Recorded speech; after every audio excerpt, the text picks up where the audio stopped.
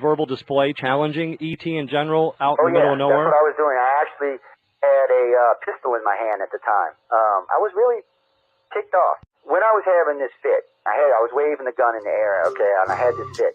And at this moment, I said, okay.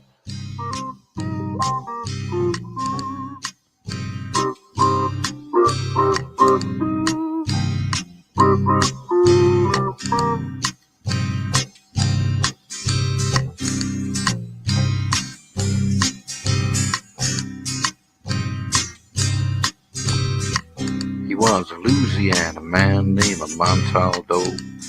Folks around called him Six Gun Joe. Worked with ICAR, don't you know? Investigating UFOs. Out for a drive with a gal one night, they stopped to check out the reporting site. When an alien lit right there on the ground, commenced to throwing his weight around. Now, old Six Gun didn't take too kindly to that kind of thing, especially without Vaseline or anything like that, seriously. Well, Six Gun looked that critter right in the eye and said, "Any last wish before you die, yo?" Reached for his gun, quick as a twitch, and said, "Fill your claw, you son of a bitch." Now a legend spread across the land about this pistol-waving man. But if you're from space or from Earth below, you don't give no lip to Six Gun Joe.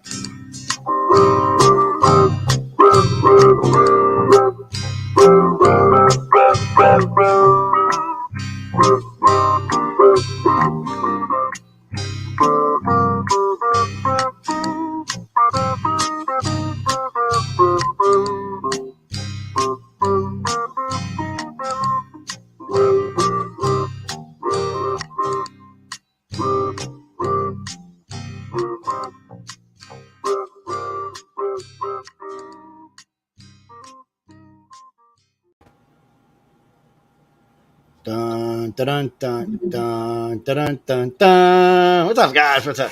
Hello, everybody out there. Crazy people that are joining us tonight. Two of my favorite people. I was just talking about them earlier, and they were some of my favorite people. Oh, God. Well, we're always talking good about y'all. Nothing bad. You would have known. Okay. When I talk we listen to your show sometimes, so watch out. Yeah, I don't talk bad about you. I like to pick on you from time to time, though. I know. But somebody doesn't matter if who was it? Michelle, it was Amelia. One of them said, "Oh, I know you love me because you pick on me." I said, "That's true. That's true." And Michelle was, "Wait, I'm not feeling no love here then." I said, "You the boss, Michelle. I can't pick on you anymore, baby." I said, "You run everything now." So, because people ask me all the time, "She's really the boss?" I said, "Yeah." "She really boss?" "Yeah." "She really boss?" "Yeah, she's the boss." "Can she fire me?" I said, "Yes." I said, "She got yes." I said, "She can hire you. She can fire you. She don't even have to call me and ask me. You just adios amigos." And I'll be going, "Oh, where'd that show go?" "Okay, well, we're good." So it's all right. But I know y'all going to be busy. So where y'all headed next? Dragon Con, right? Or is there something Yeah, we're going to meet you in Dragon Con. I know. I never know what you might have something squeezed in between. I know how you two are. There might be Dragon something. Con's next up. That's in Atlanta, Georgia. And we have a lot of our Writers of the Future judges and winners are going to be there. The guest of honor this year is Nedia Korafor. And she's an amazing author, and she's one of our judges for the Writers of the Future. And then we have like 8 of the winners that are going to be both writers and illustrators will be at our booth doing signings of the Writers of the Future books. Plus, they're bringing their own books and art to sell there as well. Good, because I can bring one of my good cameras because I don't have to fly it with me. I can put it in a damn car and take it with me. But actually, I got this weird video camera I had years ago. I found it. It's a high def. It's got a little 80 gig hard drive. I forgot I had this thing, by the way. I opened. There's all kind of stuff in this thing. I didn't even know it was in it. But it's only about this big, about this wide. It's got a 160 times zoom in it, and it's got a backup 60 zoom on it. I forgot I had it. I had bought it for some investigation work, and I had been busy the last couple of years, so I guess I just set it down somewhere in a box, and I was digging, looking for something else, and there it was. I was like, "Oh, look at this. Look at this." So, Emily, so when are you going to start a podcast so you can be winning some awards with us? I'm just asking. We have a resident podcaster in the family already. That was thinking? good. That was good. I gotta give you credit. That was good. She's talking No, about. this is exciting about these podcasts. You got It two of is. them, and I've got two. And I've got two categories for the Rise of the Future podcast. Well, we're in. What was it? 11. What did I read the other day? 11.7 million voters. No, 5.1 million voters. Okay. I have something else I was thinking about. Sorry, guys. A whole different crazy thing. how many people that's a voted. lot. It is. So that means we had to do pretty good, which is nice.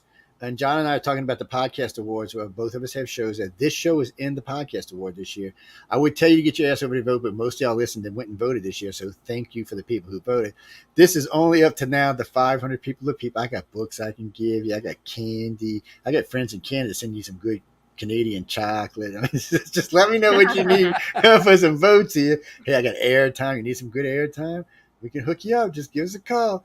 Oh no, Mr. Podcast Guy. Well, what they've got is they've got an algorithm where they select, I think it was 2,000 of the people that voted.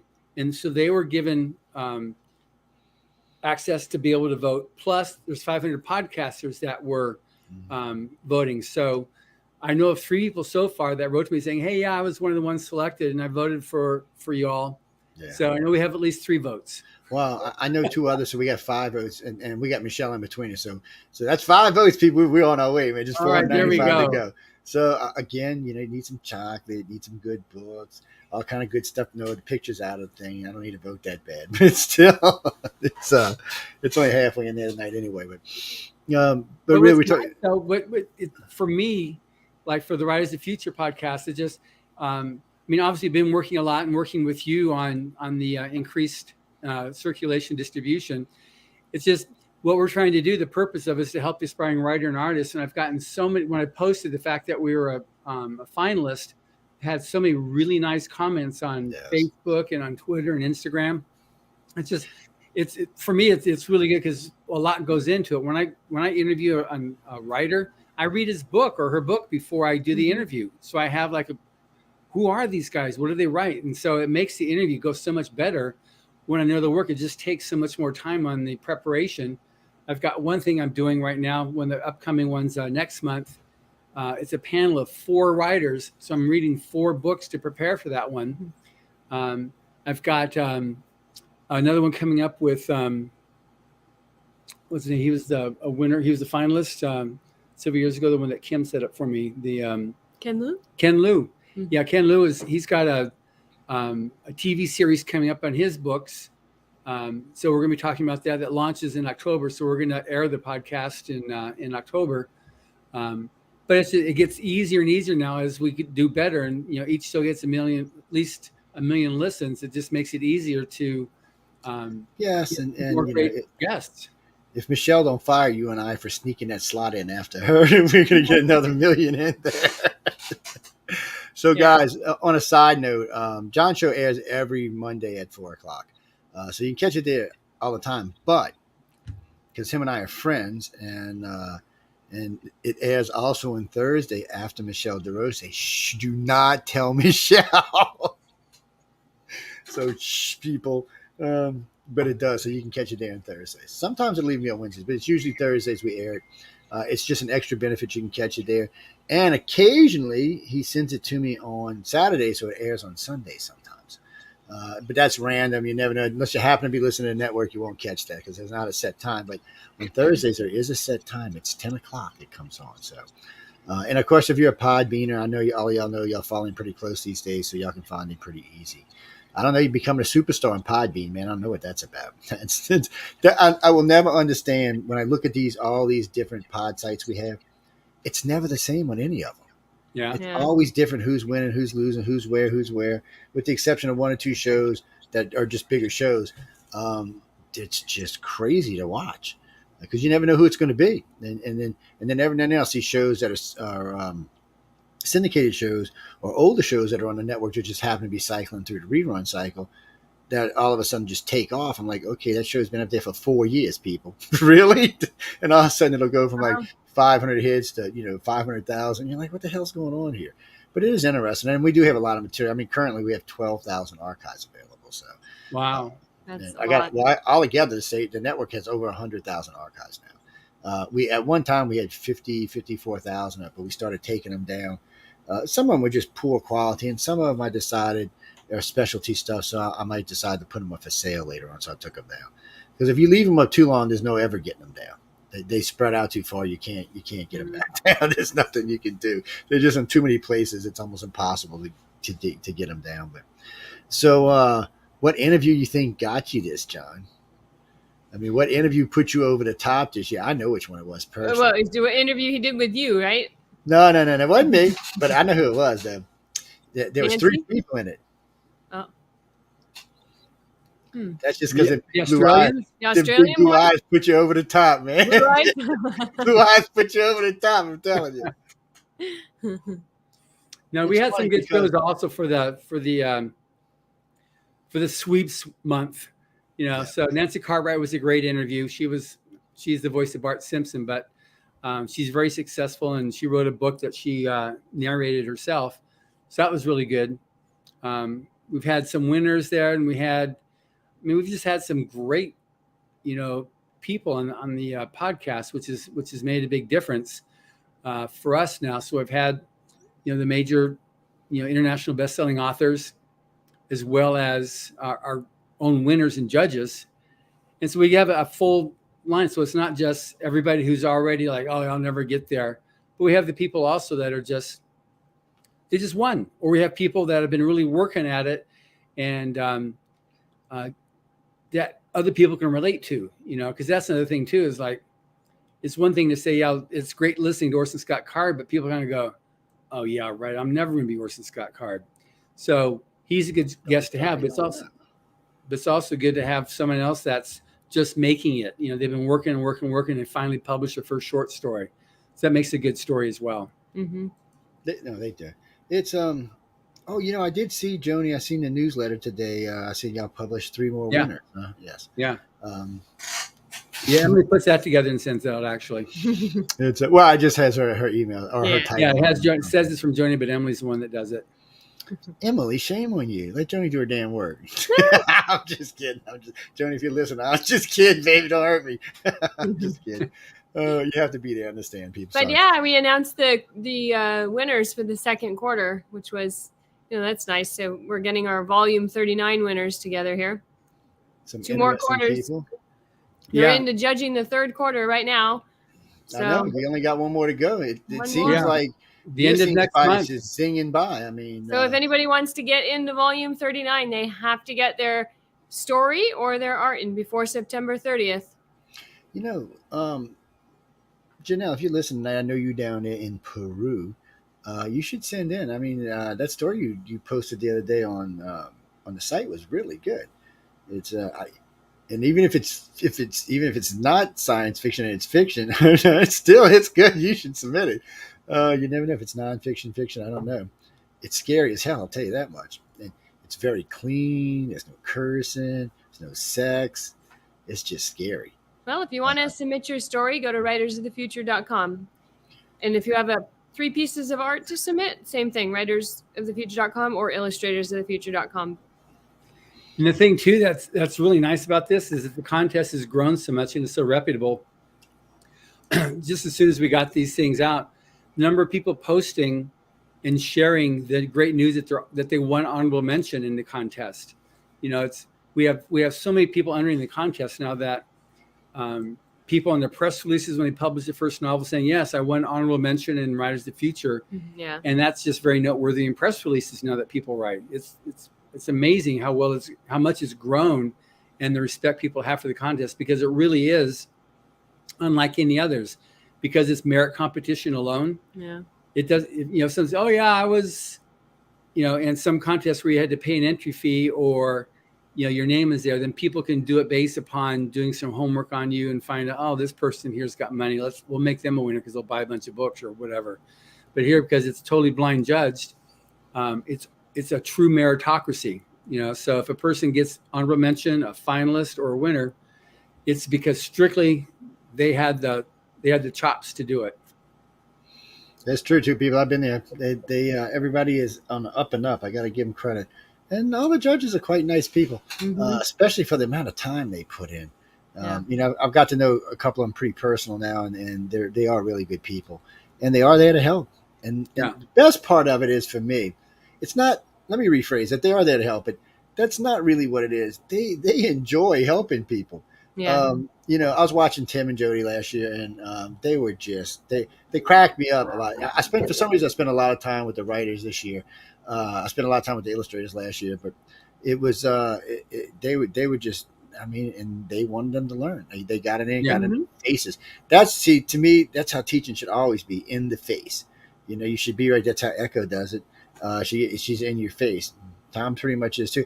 I mean, I just enjoy that kind of stuff because it shows that you care enough to do it. I mean, anybody can stand in the pulpit and teach. That's not really a hard thing to do, as long as you know what you're talking about. But they get involved, and I still love that. I still love that 24-hour thing. I just love that. The 24-hour story. Because it's like, you know, I posted a couple of them the other day, but I decided I'm gonna take them and move them into a one set thing. Because Tim had asked me, we were talking one evening, and he said, the evening that he told him, and he said, see if you can get some pictures while they're just doing their thing, you know. And, you know, everybody's down there, like Jeffrey's all quiet. He's got this kind of somber face on. I'm sitting across the thing. You know, I got some good pictures of you too, by the way. But, you know, all together, I think I got 8 of them or 9 of them. They're really good pictures. You can see the intensity on their face. And but kind of, I don't know how to explain it. It's really an intensity, but there seems to be this like half-hearted smirk there, like they're still enjoying themselves at the same time.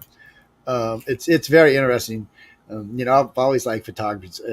I wanted to do it when I was young, but I got into something that made more money. I don't know how else to say it. It's made more money faster, is the way I should say it. Because photography makes good money, but I've always enjoyed it. And I love taking pictures. I mean, I probably on an average year 20,000, 25,000. Linda's always cussing at me. I'll stop when we drive 90 miles an hour. Wait, what's that? Turn around, get out the car. I got an extensive sunsets alone. I've probably got 2,000, 3,000 of them. Wow, beautiful ones caught. And then I do a lot of them where I catch just to like the last 3 or 4 minutes on the video and just bring them in because we live on a Gulf Coast. I mean, anywhere you go here, you're going to see a beautiful sunset or a beautiful sunrise. So it's peaceful. You hear the birds chirping in the background, the water rippling, the sun setting. Sounds just like Hollywood. Not.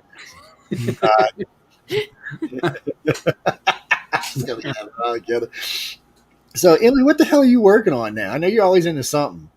Just all kinds ready of for things. Dragon Con, or just we have Dragon Con, and then right after that we have Salt Lake City FanX, and then we're also still in the release of the Writers of the Future of All 38, so we've got that going. And then right after that we'll have the Hollywood Christmas Parade, and then right now we're starting to put together the planning also for next year's gala. It doesn't just come together the week before. It takes quite a bit of planning and preps. Yeah, I know you're working on it all the time, and I know the week before you work on it a lot too. Matter of fact, people, we call her the ghost woman because she's ghosting everybody. You don't see her. It depends what day it is, but like the last 3, maybe 4 days, she's the ghost woman. You catch her late at night, sweeping in like a little ghost sweeping in on the wind. Have a glass of wine, and she gone again.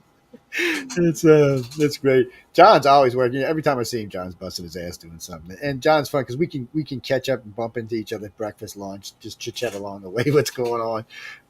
But we're all just running around doing interviews. I would figure between us we got more than 100 this time. So probably.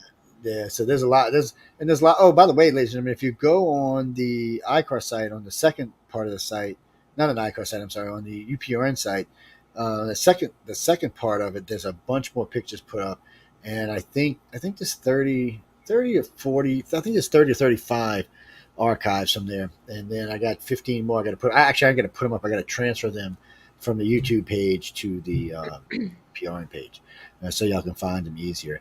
And then there's the ones that Carmen and I have been working on, so those are going up there as well. So oh, good. Yeah, so those go up there. So it's just a lot of material, and it's good too because when I run into people, or like when I'm dropping off books or something like that, I give them that as a reference. I give them the writersofthefuture.com site I give them Galaxy Press too, but I also give them the UPRN site because that's where we get stuff posted. And Yeah. I said you can look at Writers of the Future on YouTube. You can look at ours on YouTube. There's just a lot of material there. You can just go see what it is to be involved in it. Because I noticed when I was talking to high school kids, I noticed that when they seen the clip of the gala, it really there was a segment that y'all had done that I keep on one of my pads, and it's just kind of a short thing. Y'all walk, it's like y'all walking through stuff, and then there's a piece of the gala at the end of it, and Oh yeah. but anyway, it's a nice thing to show them, and it just kind of gives them an idea. See, this is what you'll be involved in here, and I always laugh because I always have to tell them a story or two about being there. So hopefully they'll get into it, because especially in Mississippi, they need anybody they can to write anything. I mean, there's been some famous writers come out of here, but not many. And literacy is on the coast. It's different because the coast is their mainstay, where all the money is and the casinos are. So the education level here is much higher. But once you get inland a ways, they need books. They need them all over the place. They need to read. Yeah. Now we've got they ship I guess tomorrow, but we got 200 books, Rise of the Future books, heading over to you. And John and I got to decide how we're going to give them away to y'all. Yeah. Oh, by the way, people, if you vote for us, I'll see your book. I'm just saying. I don't know how that works, Joe. Hey, there might be some kind of. I know a lot of these people are sci-fi people, so look, these are good books we're talking about here, y'all. I'm telling you, you get something good. I'll give you 2 if you vote for us, but you got to prove that you voted for us. Take a screenshot and send it to us. No, Marilyn, I'm serious. No, of course so. Man, I want to win. I don't like to lose. Nobody likes to lose. Look, no, I was going to say that, but I can't say that. I'll save that for Friday. Sorry, that's going to be a bad one for Friday night. But even right now, is where we stand. We can get a trophy. I mean, it's just when you take a look at out of this over 5 million votes to be able to be in this category. It's like I'm already immediately chuffed just about that. Well, we were talking about that. I mean, I got lucky. Science and Beyond made it in last year. And I knew, though, when I went, when I went and looked at the competition, for the finals, and Science and Beyond made it, I actually told Michelle, I said, it's not going to win. She's like, why? I said, because this little girl is good. The girl who won, she's won like 4 years in a row. She's just good. And then, and I had wrote to her, and she said, really, you think so? I said, I think you're going to win easily. She won easily. And she was like, wow, thanks for writing to me. I'm like, no, I said, when something's good, you can't hate, You got to say it's good. That's a good show. Yeah. She knows her science, which is, I appreciate she actually knows her science, and she does it in a fun way, which is always a good thing. So she don't do a lot of big name guests, but she don't have to. She knows her stuff. So, but anyway, this year, guys, it's different. UFO Undercover's in. So for all my fans over there for UFO Undercover, go vote, and for the Centralist, we knew the Centralist was going to get in because it's a political show, and it's a hardcore political show on different weeks. Michael and I and Jay sometimes are playing around. We've been trying to get Emily, but she said she's scared. So, not this Emily. Yes, all Canadians are scared to come on the radio with us. By the way, really, I got I'm not kidding you. I got like 15 Canadian friends and 4, 5, 6, 7, 8 Canadian hosts, and none of them will come talk politics with us. None. And you know what? All but 2 of them hate Justin, Mr. Pink Shorts, but none of them come talk politics with us. So, which I don't blame them. They have reputations up here. People know I'm kind of can be a real pain in the ass. So it doesn't really hurt my reputation in the fields I work in.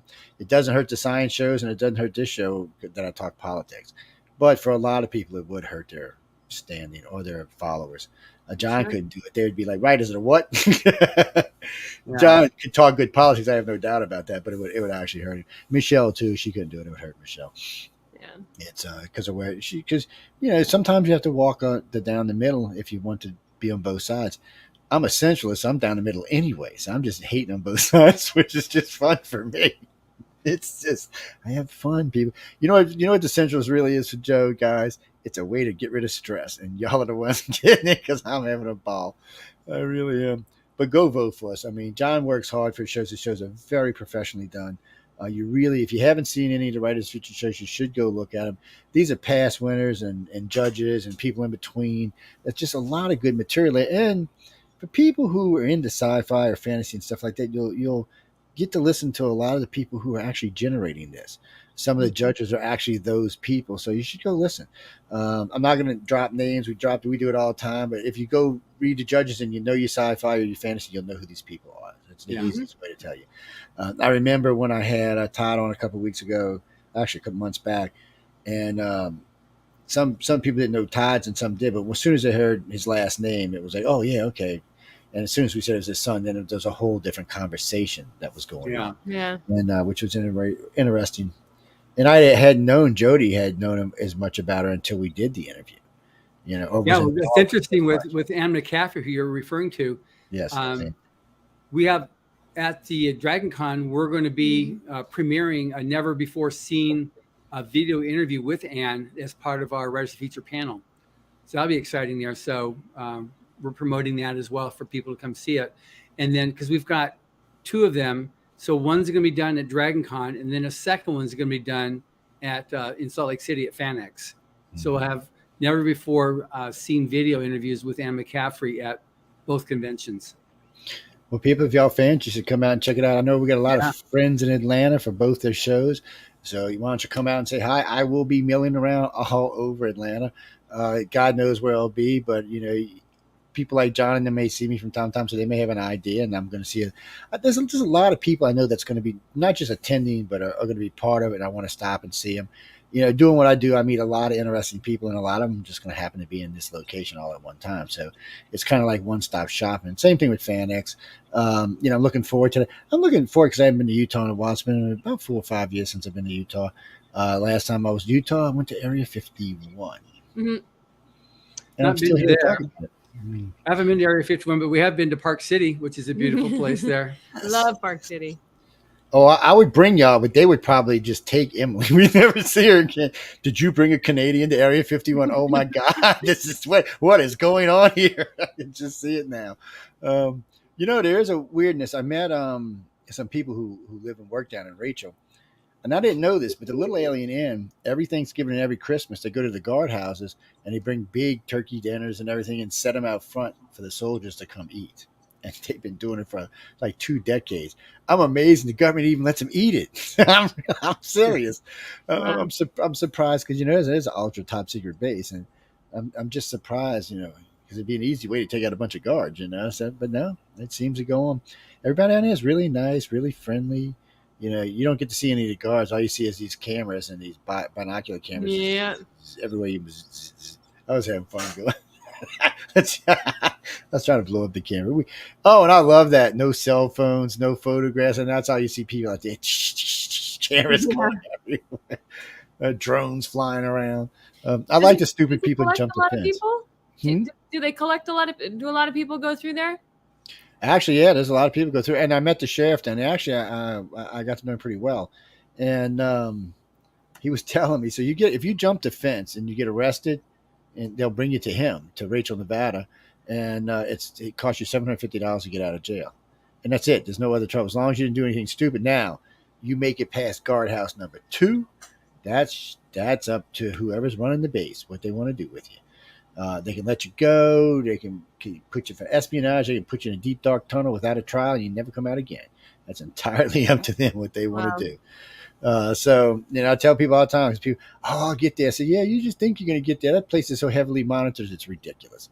Then the jackrabbit jumps, they know what's going on. I was laughing because you get stories all the time about people talking about, you'll see them out there checking on rattlesnakes because they're tripping motion sensors and stuff. And I've been to several of the different gates. It's just it's interesting. It's kind of fun, but it's not it's not like they're going to let you in.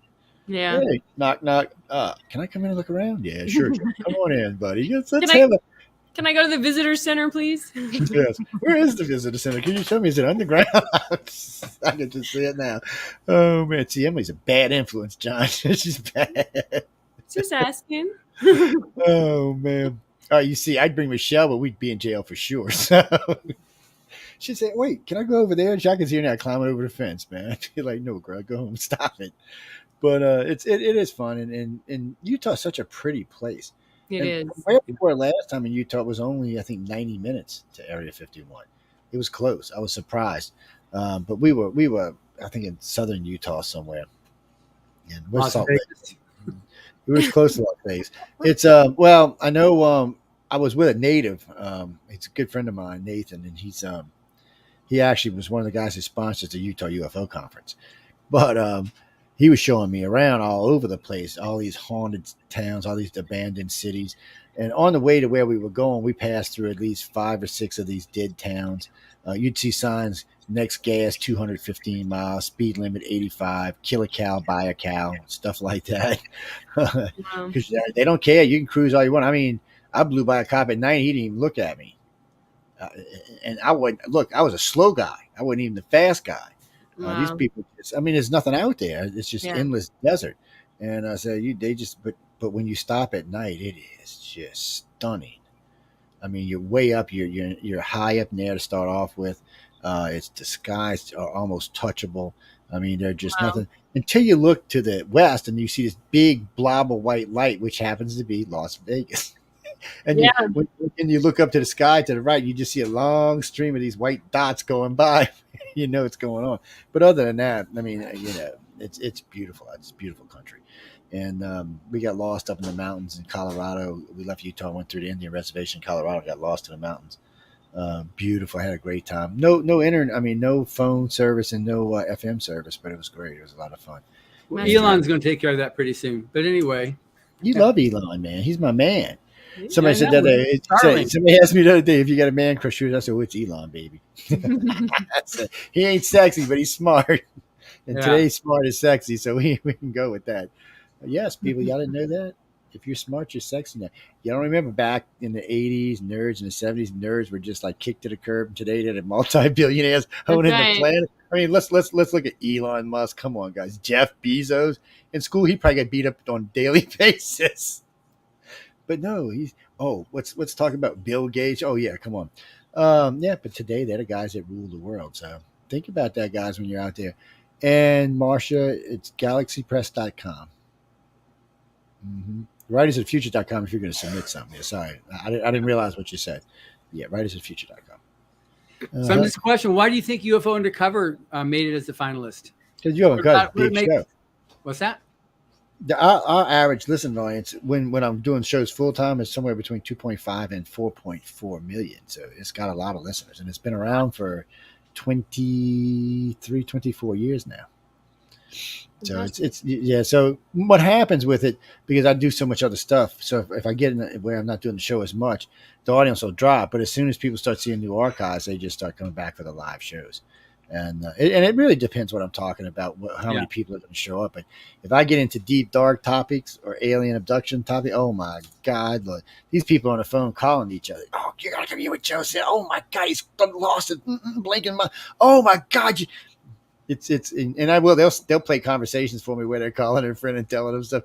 You can hear him go, "You got to get there now. You might stop talking about it." It's hilariously funny. But and we started out like everybody else. I mean, when the show started, it had like 5 listeners in a chat room. It had a chat room like 30 listeners in it. And then when I gave up Wake Up USA, of course this one grew because a lot of that audience came over to this show. And it's been growing ever since. But as far as I can tell, I'm in every country on the planet. I know week before last we were looking, and it was surprising to see how many people are still listening to us in Russia and China. I don't think they're going to quit, even if we get into it, unless we just cut them off. China's just wanting to hear this stuff, so they're absorbing it. And Europe has always been interested in it. So. And just like Americans, we like to hear a British or an Aussie voice. Well, they like to hear it. I get letters from ladies all the time, but I love your Southern voice. Oh my God, why don't you move to Europe?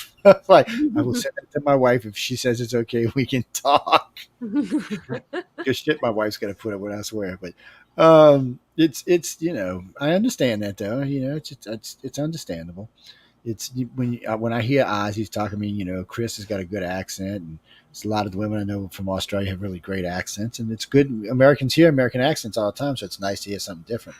It's the same thing for them. They want to hear something different, and we have a wide range of accents in America, so just pick one and listen. Oh yeah, we have a lot of fun. Ricky, you can't vote, dude, unless you were selected to vote. You can't. Look, if I could get you in there to vote, I would, but I'm sorry. There's John and I were talking about earlier. I think there's 2,500 people that were selected to vote all together. 500 of which were podcasters. And well, I got confused with the letter because I was thinking he wrote 500 podcasters that had submitted shows. So I wasn't sure if that's I wasn't sure that. It just said 500 podcasters. Okay. Because it was weird.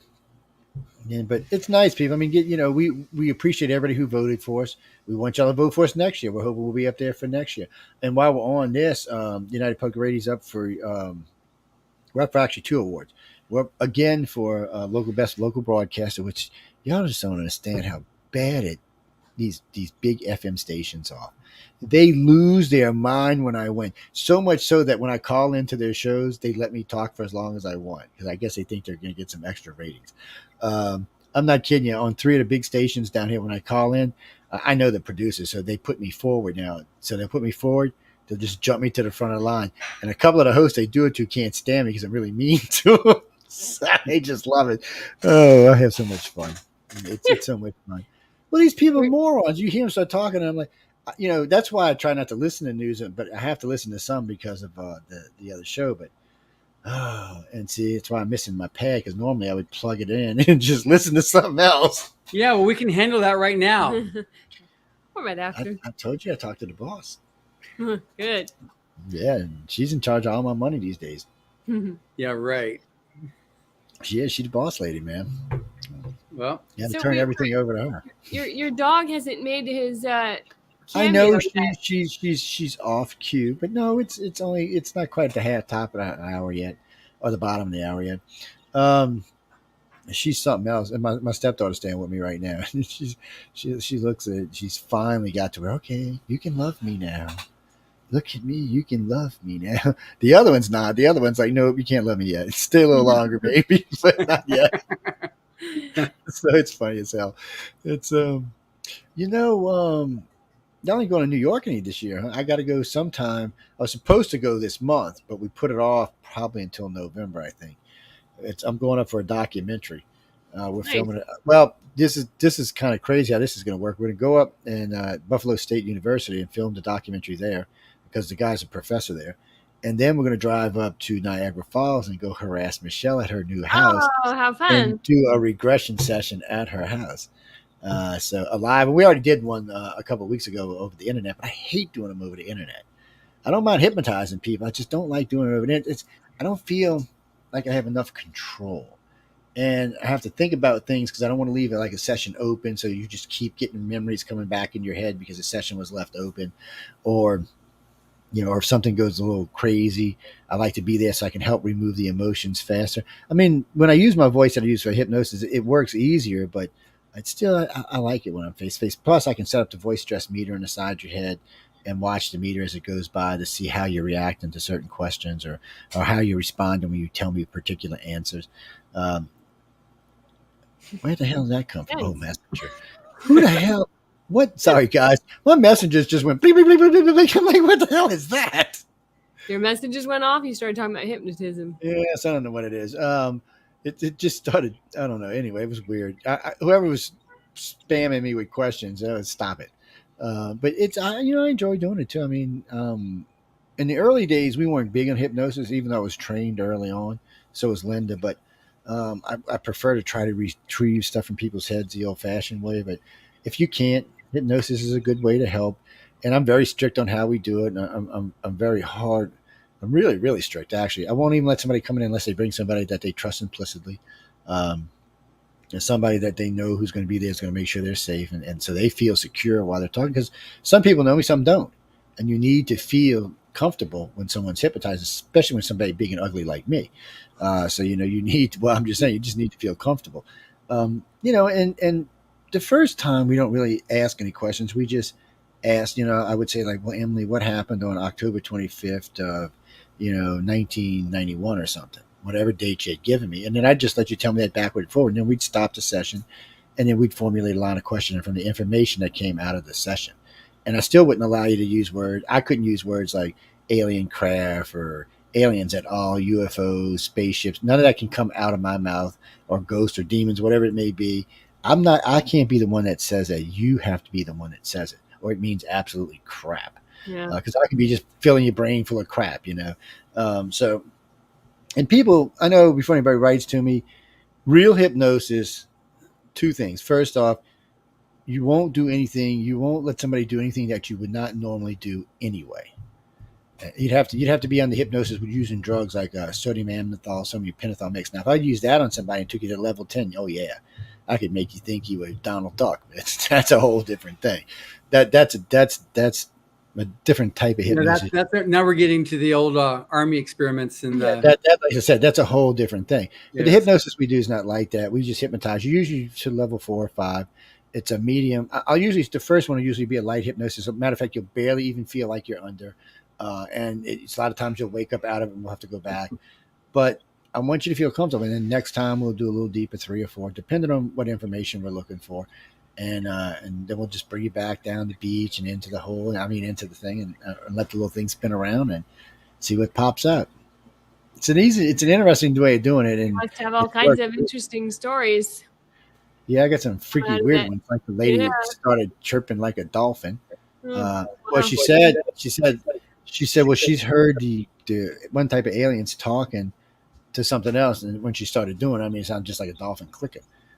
We recorded the whole thing. It was crazy, and it was like the Star Trek episode when you played it underwater. It sounded like a dolphin underwater. Wow. Okay. Or the people who talked about being on ships and looking down and seeing herds of dolphins and grays all mixing together. I'm like, okay, well, maybe the grays are a dolphin. All right, what do I know? Yeah, it's interesting. Well, I can't. Some stuff I'm sure is real, and some stuff I'm sure is just completely made up in your brain with a combination of things. People don't realize you can't dream about a face you've never seen, but your brain can take a bunch of faces you have seen and make it into something else. So you can turn some of that into some stories and submit it to the contest. I shouldn't talk about this right now, but we've been talking about. I think I told John about this. When I was in LA a couple of years back, I was filming for Prometheus Entertainment, and I got an audition the day I was leaving at 6:30 in the morning. I'm thinking, really? But it was what we were going to do is we were going to hypnotize people, and then they were going to put the hypnosis on the screen, and then they were going to do a reenactment of whatever came out of the hypnosis. Now, at the time, I think it was Prime or somebody or Sci-Fi that was looking at it. And then, of course, COVID came, and that was it. And I didn't think anything else about it. I figured, okay, that's never going to happen now. COVID's come. They've gone on to something else, or something else is going on. Well, a couple of days ago, about a week ago, they contacted me again through Netflix and said, would you like to come talk about this? It's not an audition. They want to talk about salaries and how this can be worked out. What I was basically told is we're going to film between 12 and 14 episodes. We're going to do the first season all at one time in 2 or 3 months, and then I come home for a month and then I'll come back and film the next set. Huh? And as far as I know, they're talking about filming in LA, so I'll be aggravating. Oh, that'd be great. See and have. So I don't. To me, those kind of things. Anytime I hear about TV, to me, it's always seeing is believing. Once I see a contract, I believe. Because I've had too many gigs offered that were like, oh yeah, and then I've had a couple I've had to turn down because they were stupid. They wanted one group out of Texas, and they were putting up big money. They just wanted to take the abduction and turn it into this reenactment of just complete fan. I just couldn't do it. It would hurt too many people who were involved in it. So I was like, okay, well, that'll have to go on. Unfortunately, I was making really good money at the time, so it didn't matter. But still, we'll see where it goes. I know we got the 2 documentaries coming out, and then I don't know if Cape of Green's going to ever release their documentary. They finished that. Well, they finished with me 2 years ago. That's why I hate doing TV. Every time I do Ancient Aliens, it's like a year and a half before I get to see it. Wow. I'm like, come on, what the hell? Will you do Ancient Aliens? Yeah, I've been on 3 times, 3 different seasons. It's well, actually they brought me on mainly for the blood type stuff, for the blood type research. People, y'all forget I got a bachelor's in science. People, yes, I actually do hardcore science. Jesus, you shouldn't be shocked. I see that, Mark. Don't think I didn't see that comment. Anyway, no, yeah. Another show you've got then is Essentialist. So there's so many political shows. I mean, that seems like would have been even harder to get that. Like, there's so many political shows. Yeah, but you see, It would have been harder, but because I'm a centralist, I can pick on both sides. So I managed to piss off both sides at the same time. So they both got to attack me. And when they start attacking me, they start attacking each other. It just snowballs, and it goes, from there on. Because you know how I am, John. You know me long enough to know I'm going to speak my mind. So it's Do you get the same kind of numbers on the centralists as you do on UFO? No, I wish. Centralists, best show ever, 1.4, average 9 to 1. 9 to 1. 900,000 to 1.1. That's its average. Actually, Science and Beyond still beats it. Science and Beyond's average is about 1.4, 1.5. So it does pretty good. Now, when I do Science and Beyond all the time, it'll give UFO Undercover a run. It'll get up around 2 million, 2.25 million, which always fascinates me because anytime I do real science in this show, it usually is one of the lowest rated shows I do. I mean, I've had every major scientist you can think of on this damn show, except for maybe Elon Musk. And it just kills the ratings. Michio Kaku Neil deGrasse Tyson was probably the lowest rated show I've ever had. And it was a great show. Wow. I mean, we got in some deep stuff. I mean, he sold his book in the beginning, and that was the invite. I sent him my audience and said, look how big it is. Come say your book. And he said, okay. And then we talked about it about 20 minutes, and then we got into some serious stuff. Lost the audience completely. And when Michio Kaku and I was introducing him to the stepping stone theory on how, we could travel in space without having to worry about faster light, blah, blah, blah, blah, blah, blah, blah. And he found it fascinating. I've heard him talk about it on his own show. And it was a great conversation. And I think it was just too sciencey. For your audience?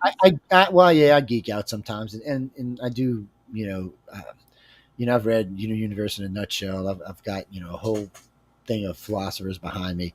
I like to read, a lot of books like those, and and physics of Jesus. I couldn't even tell you how many physics books I've read.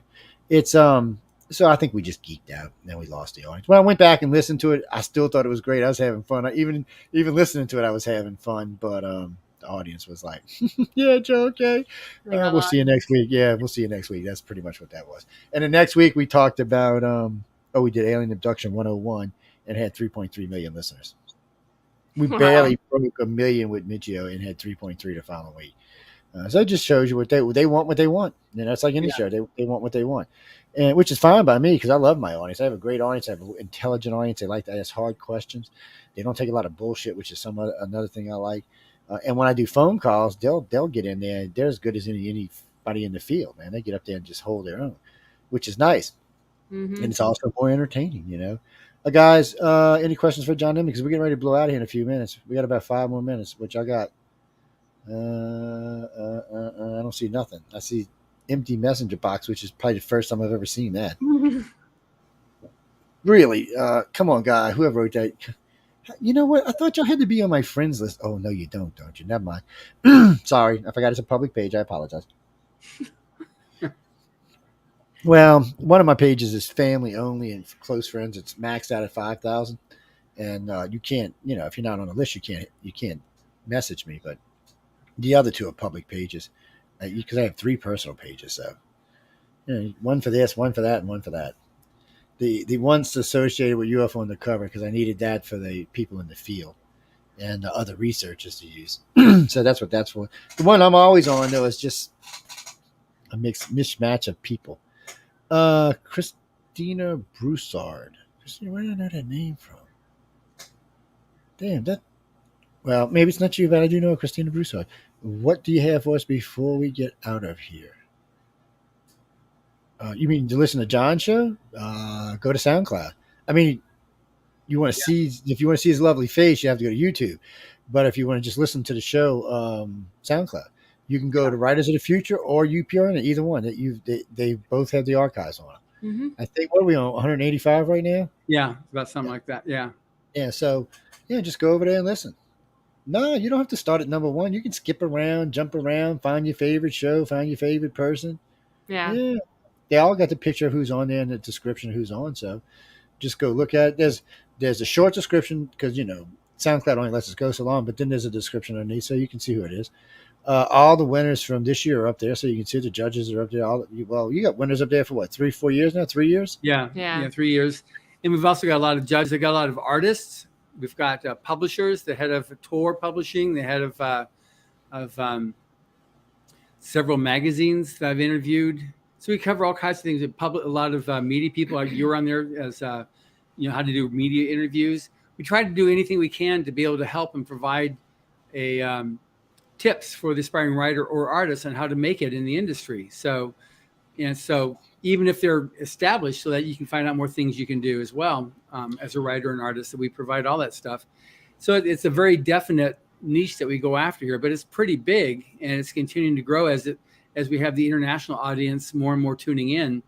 It's provided a really good response from the industry, because it's so many people are able to help out. And okay, here's something you can do to build up an audience base. Here's something you can do if you're not sure how to come up with story ideas. Here's something, whatever type of question you've got, you can do it. And somebody, I did a post a couple months ago, what would you like me to talk about? And someone asked for this new feature on Kindle. Yeah, it's Vela, and it's I had never heard of it, so I just did interview a girl on it, and it'll go up in a few weeks. But it's an amazing new option that Kindle has on segments that you can listen to stories, but they've got cliffhangers at the end of each section that will enable you to just pull you along. It's a whole different type of. The authors can make really good money on there. If they get something going good, you can make good money on there. So we're trying to do that. How do you survive as a writer or as an artist? So we're always looking for new stuff to be able to help. And by the way, in case y'all didn't notice, ladies and gentlemen, you can actually monetize your Facebook pages, your Instagram pages, your Twitter pages, your TikTok pages. All of that can be monetized, and you'd be surprised how much money you can make. If you've got a big YouTube page, or if you got a big Facebook page, 100,000, 200, 500,000, you can make a couple of grand a month easy.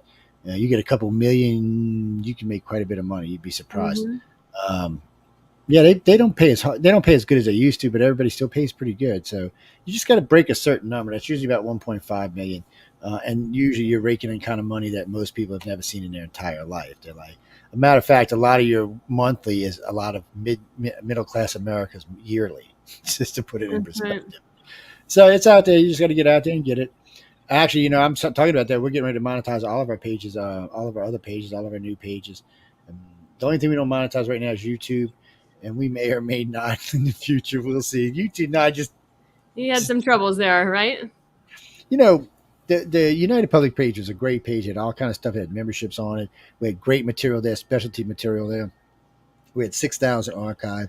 It was making between $3,000 and $7,000 a month.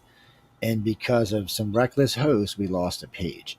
And now it looks like YouTube's going to settle with me on that as well, but it doesn't help me. I don't get the material back.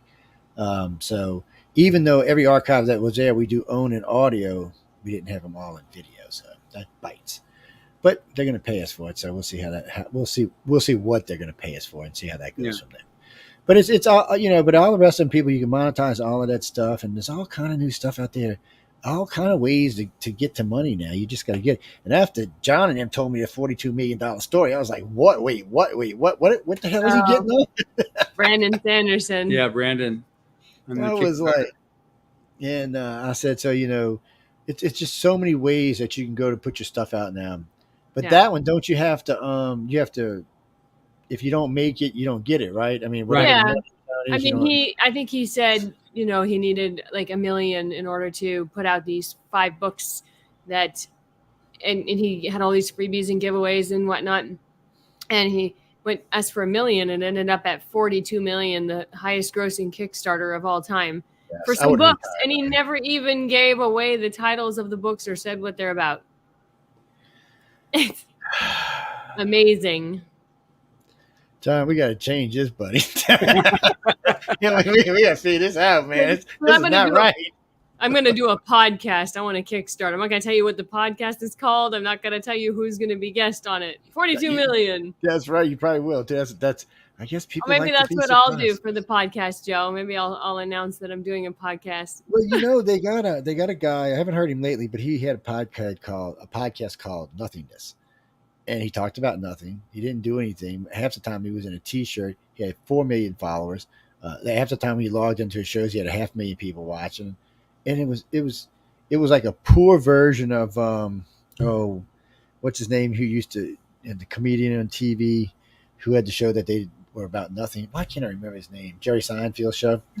And it's kind of like that, but it's just far worse. It's just bad. Wow. But yet he's making big money off of it. Amazing. You know, and there's Joe Rogan out there. He's making big money, and I like Yeah. Joe and all, but I mean, I don't think he's all that greater host than anybody else out in the podcasting world. But you just never know who people are going to take off on. You just don't Yeah. know. You know, when the first time I seen an audience over me, and I like to have a heart attack, I was like, you got to be.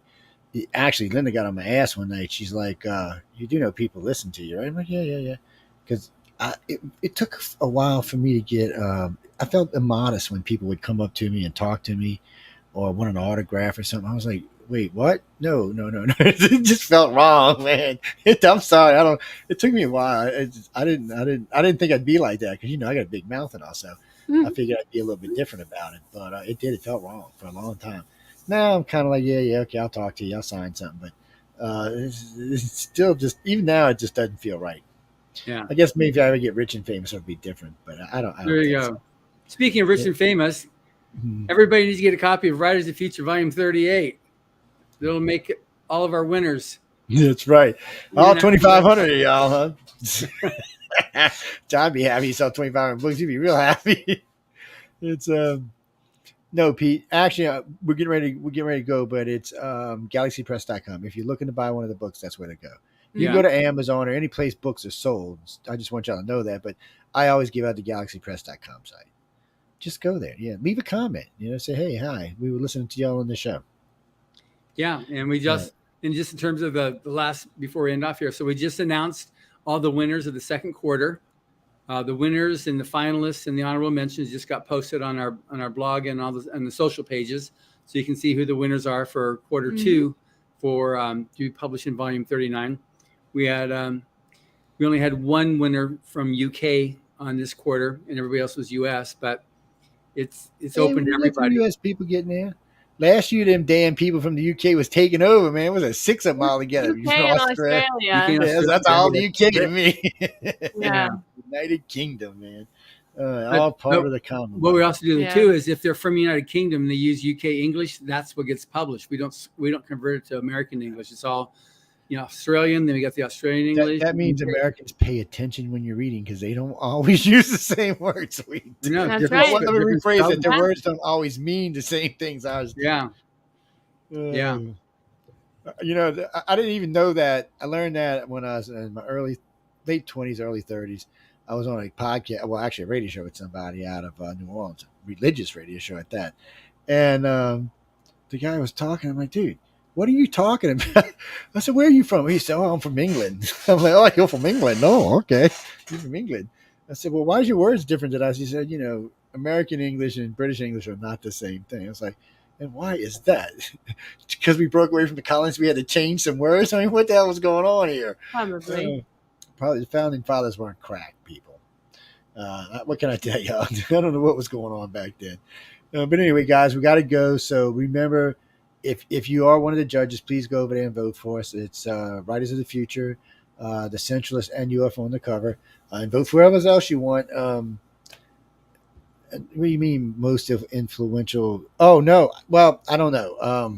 John might know. So I know you can, when you put your shows up, you can actually pick a person for most male or female influential podcaster.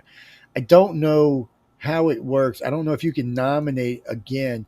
So in other words, if you wanted to vote for John for most influential podcaster, male podcaster, I don't know because I don't know if he's up for it. No, I don't know how that works. You can only vote if you are one of the final judges. You can only vote in the categories where the nominations exist. So John's nominated in 2 categories. There's storyteller drama and educational. So if you are a judge for it, you could vote for him in those categories only. Yeah, and then you've got the UFO Undercover in entertainment and centralist in political. Yeah. Somebody said, why do you put it on something more serious? I said, because it's partly entertainment. I said, we do research, but you're not going to sit. If I sat here and read from my research, I would never listen to the show ever again. Let's just be honest about it. There has to be some fun in it, and make people think and stuff. But guys, if you are somebody, one of the 2,500, go vote for us. We'd appreciate it. after the awards and all are done, if you want to come tell us you voted, that's fine. We'll let you come up and show and talk about it. Tell us what you liked about the shows. By the way, because I know we're getting ready to have a meeting in mid-September, I believe, when I talk to Michelle.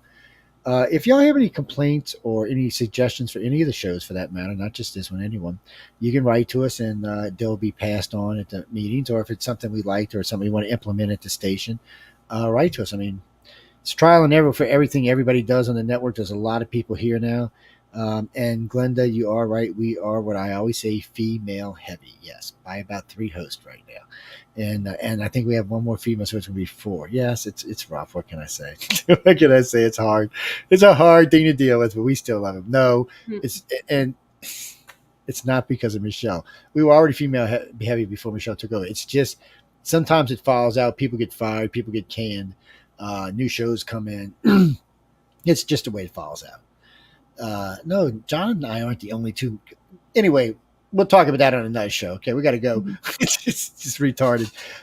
Guys and girls, thanks for everybody for tuning in. I hope y'all enjoyed this first hour. Y'all going to hear some music, and I'm going to get out of here, and then I'll be right back. So see y'all in about 5 minutes. Dun, dun, dun, dun, dun, dun, dun, dun, dun, dun, dun, dun, dun, dun. Oh, y'all don't like my music? Shame on you people. Shame on you. There.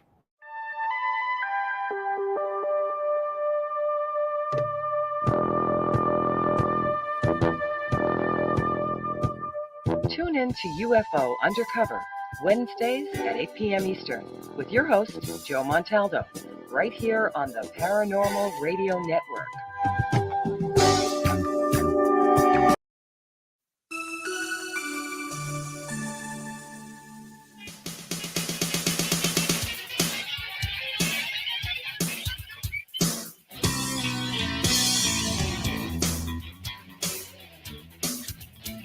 I'll show you